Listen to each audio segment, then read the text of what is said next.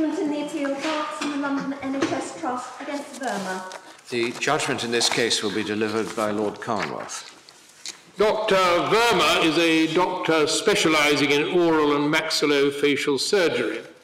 She trained as a dentist in India, but later qualified as a doctor and has been in the UK since 1996. From late 2006 to early 2007, she worked for the Luton and Dunstable Hospital Trust as a, quotes, trust grade doctor in oral surgery.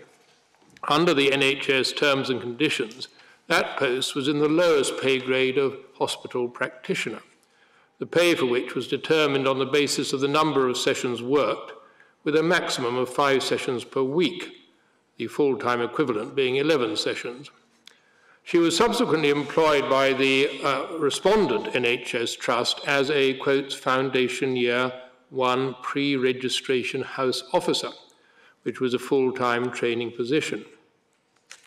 The issue in the appeal concerns a pay to which she was entitled in that position under the so-called pay protection provisions in paragraphs 1, 3, 2 and 5 of the NHS terms. In particular, paragraph 132 provided, quotes, where a practitioner takes an appointment in a lower grade, which is recognised by the appropriate authority as being for the purposes of obtaining approved training, the practitioner shall, while in the lower grade, continue to be paid on the incremental point the practitioner had reached in his or her previous appointment. The question in this appeal was how to apply that provision in a case where the training position was full-time, but the previous appointment was limited to only 5 sessions.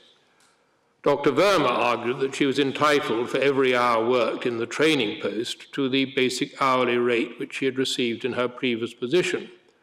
The Trust argued that her pay protection should be limited by reference to the maximum period that she could have worked in her previous post. She lost in the Employment Tribunal, succeeded before the Employment Appeal Tribunal, but their decision was reversed by a majority of the Court of Appeal.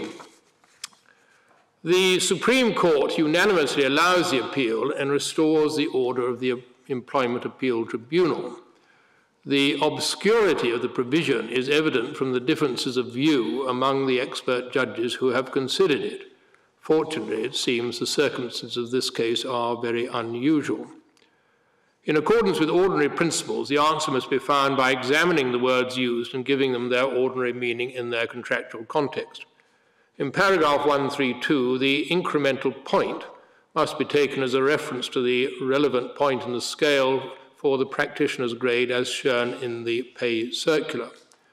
Since that point is expressed in terms of sessional rates, they must be converted into a form which can be applied to the different terms of her training post, the most obvious way being by converting the sessional rates to hourly rates.